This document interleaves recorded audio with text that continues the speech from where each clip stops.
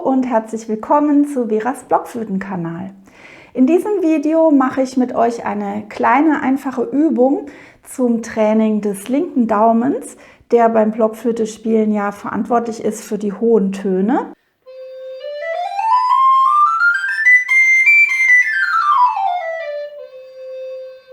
Wir wollen mal mit dieser Übung die Technik etwas verbessern für euren linken Daumen, damit die hohen Töne keinen Stress mehr bereiten.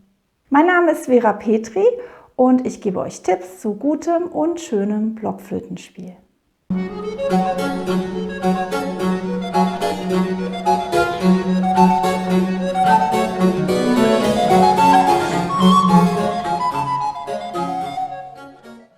Die hohen Töne bei der Blockflöte, um genau zu sein, die überblasenen Töne, also die, bei denen ich das Griffloch hinten für den Daumen nur halb schließe,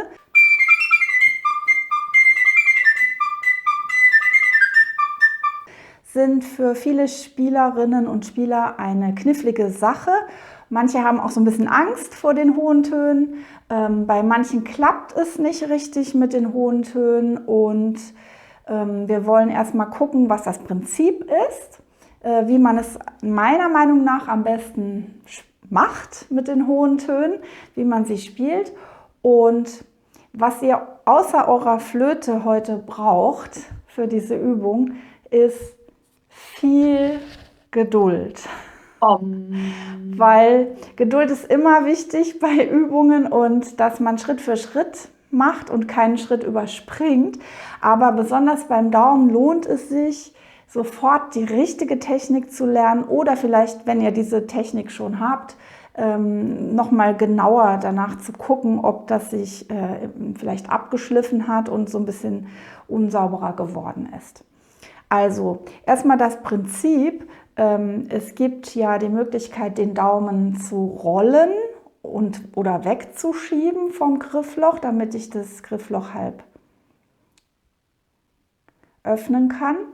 Und die andere Möglichkeit ist das sogenannte Knicken oder Kneifen. Ich weiß gar nicht, wie man das sonst noch nennt. Und das bevorzuge ich. Das habe ich in einem Video auch schon mal erklärt. Das verlinke ich euch hier oben. Und auf jeden Fall möchte ich eben diese Übung heute mit euch machen mit der Technik des Knickdaumens. Je kleiner eure Blockflöte ist, desto kniffliger, weil einfach das Loch hinten dann kleiner ist und es dann schwieriger wird. Vielleicht ist es deshalb eine gute Idee, wenn ihr die kleinste Blockflöte nehmt, die ihr habt.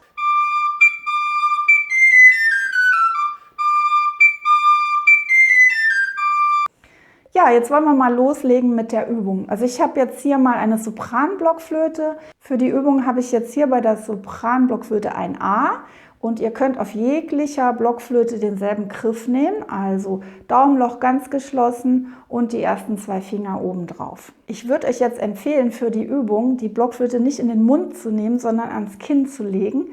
Einfach damit ihr gar nicht in der Versuchung seid zu spielen. Das geht nämlich erstmal stumm. Ja, ich zeige euch mal, was ich mache. Und zwar, ich lege die Blockflöte ans Kinn und greife dieses A auf der Sopran und halte natürlich die Flöte hoch genug. Ich stehe auch gerade. Das sind natürlich alles Dinge, die zusammenhängen. Klar, wenn ihr jetzt so steht, wird die Übung nicht klappen.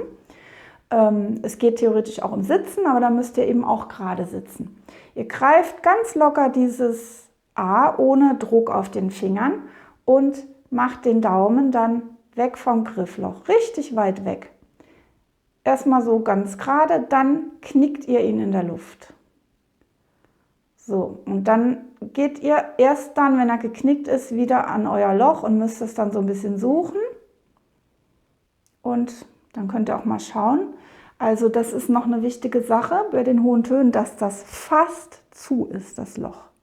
Außer ihr wollt jetzt mit der Stimmung, müsst ihr da was tun, dann müsst ihr es etwas weiter öffnen. Aber so prinzipiell ist das Daumenloch weiter zu beim Öffnen, als die meisten Leute immer annehmen. Also wenn das so ist, ist ungünstig, dann kriegt ihr das hohe A zwar raus vielleicht, aber die noch höheren Töne nicht. Und das müsst ihr bitte ein paar Mal machen. Ich weiß, das ist jetzt total verführerisch.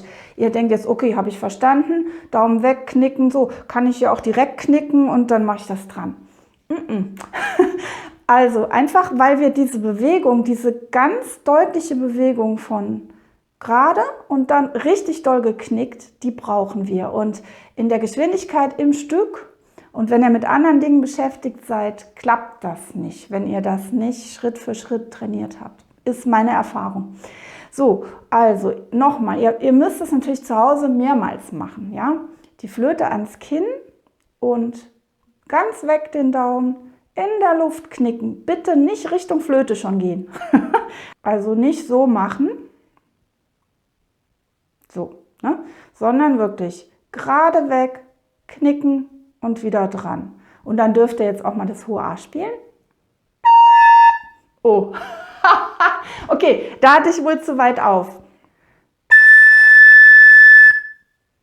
Der nächste Schritt und ja, habt Geduld. Glaubt mir, dass sich das voll lohnt. Der nächste Schritt ist, ihr greift wieder das A und spielt immer noch nicht. Ihr knickt den Daumen am Griffloch, aber wirklich deutlich knicken. Also nicht so ein bisschen, auch nicht so wegschieben den Daumen, sondern richtig knicken. Richtig so, ja? Stumm, alles stumm. Und dann spielt ihr nochmal euer hohes A. Wenn es nicht klappt, das A, habt ihr zu weit offen, wette ich. Ja? Okay, es kann auch sein, dass ihr jetzt bei der Übung zu vorsichtig blast. Also ihr braucht Geschwindigkeit. Ihr müsst schnell blasen und wenig öffnen. Das habe ich auch in diversen Videos schon mal erklärt. Aber das könnt ihr jetzt einfach mal so beherzigen. Also wenig auf und schnell blasen. Okay. So, dann kommt der nächste Schritt. Ihr spielt das tiefe D. Das habe ich jetzt ein paar Mal D gesagt. Also ich bin immer so auf Altblockflöte getrimmt. Das A natürlich, ja. Also das A spielt ihr. Ihr knickt in der Luft, spielt das hohe A. Und wie ihr gesehen und gehört habt, dann sofort das Tiefe. Das machen wir deshalb, weil der Wechsel vom hohen A zum tiefen A viel leichter ist. Da habt ihr keinen Stress, ihr habt schon den hohen Ton, müsst nur zurück. Aber eine gute Übung, um diese deutliche Bewegung zu machen, von geknickt zu gerade. Ich mache es nochmal vor.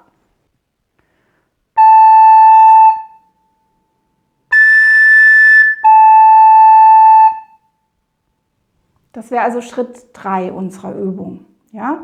Also ich wiederhole es nochmal. Zuerst habt ihr nur den Daumen weggenommen, in der Luft, dann geknickt und wieder dran gelegt. Im zweiten Schritt habt ihr den Daumen an der Flöte geknickt und dann das hohe D gespielt, das hohe A gespielt und fertig. Und im dritten Schritt das gleiche, das tiefe A spielen, an der Flöte knicken, das hohe A spielen und sofort das tiefe hinterher. Ja, und jetzt wäre natürlich logisch, dass man alles direkt nacheinander macht, aber das macht ihr ja sowieso im Stück. Also es ist wichtig, dass ihr all diese Schritte, diese ersten 3 vor allem, dass ihr die ständig wiederholt, am besten jeden Tag. Dann könnt ihr das natürlich auch mal umgekehrt machen. Wenn ihr merkt, es klappt schon sehr gut, könnt ihr den Wechsel vom tiefen A zum hohen A dann ein paar Mal schnell machen.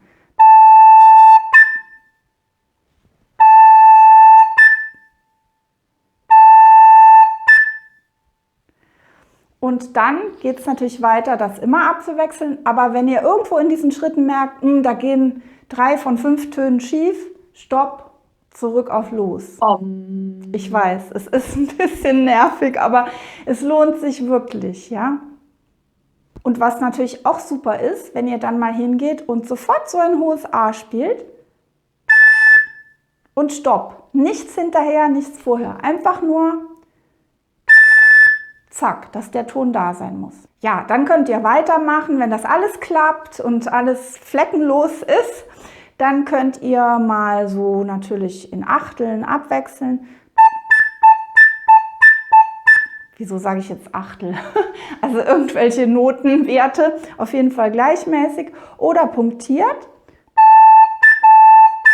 Ich zeige euch nochmal den Daumen. oder lombardisch, das ist dann wirklich für Fortgeschrittene. So, also, aber das Letztere, also diese zwei letzten Sachen, die stehen ganz, ganz hinten an. Für euch ist wichtig, dass ihr diese langsamen, mühsamen Schritte davor ganz sorgfältig macht. Ja? Ich habe es auch schon erlebt, dass ich mit Schülerinnen und Schülern das im Unterricht mache und das alles ganz toll beherzigt wird. Und dann hat es geklappt und Erwachsene vor allem, die denken dann leider schnell, okay, kann ich, habe ich verstanden, ja, weiß ich. Und wenn man dann ein Stück spielt, dann ist die Technik wieder weg von diesem deutlichen, sauberen Knicken. Ich habe früher selbst das nicht gekonnt. Noch bis ins Studium hinein habe ich den Daumen weggeschoben und hatte immer Angst vor einem hohen F auf der Altflöte. Also das wäre jetzt hier ein hohes C zum Beispiel oder noch höher. Ohren zu halten. Und dann habe ich während des Studiums das umgelernt, von der Wegschiebetechnik zur Knicktechnik und ich kann es nur wärmstens empfehlen. Ja, wenn euch diese Übung gefallen hat und ihr damit weiterkommt, dann gebt mir doch gerne einen Daumen hoch für dieses Video und abonniert gerne meinen Kanal. Da freue ich mich sehr. Jetzt sage ich erstmal Danke fürs Zuhören und bis nächsten Freitag. Tschüss!